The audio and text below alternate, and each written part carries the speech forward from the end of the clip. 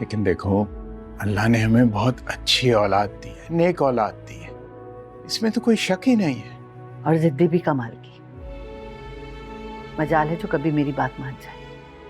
मेरी बात हुई थी अहमद से, वो कह रहा था कि अब शादी के बारे में संजीदगी से सोचेगा। सच? उसने ये कहा है आपसे? इसीलिए तुम भी जरा सब्र से काम लो, उसके ऊपर प्रेशर मत डालो, वो खुद तुमसे आकर बात करेगा। मैं तो इस दिन का इंतजार एक एक पल गिन गिन के कर रही हूँ कि ये दिन कब आएगा मेरी जिंदगी में। कसम से इस खुशी से मेरे तो सर का दर्द ही सही हो गया। वैसे एक बात मुझे बताओ,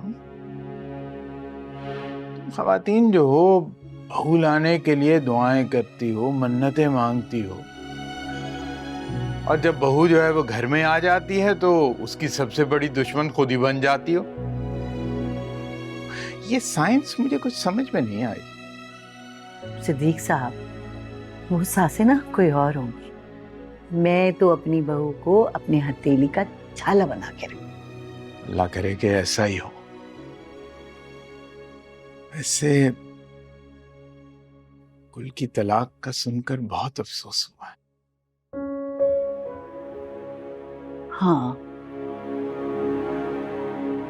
है तो बहुत अफसोसनाक बात, लेकिन ये मत भूलिएगा कि फहमीदा बाजी ने कैसे मेरे अहमर को ठुकरा के उस नफीस से अपनी बेटी का रिश्ता तय किया था।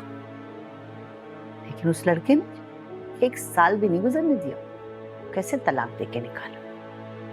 मैं तो कहती हूँ ये अल्लाह का इंसाफ था, अल्लाह ने किया ये इंसाफ। अरे खुदा का खौफ करो बुशरा, उसकी किस्मत में शादी होना वहीं पर लिखा था। कैसी बातें कर रही हो तुम? हाँ, तो फिर उसके नसीब में ये तलाक होना भी लिखा था, तो इसमें अफसोस की क्या बात है। और ये जो आप और आपके बेटे को मेरी बहन और मेरी भांजी से हमदर्दी का बुखार 24/7 है ना, मुझे बहुत जहर लगता है। अच्छी खासी समझदार औरत हो तुम, पता नहीं क्यों रोज बरोज तुम सुरैया जैसी होती जा रही, जहरीली।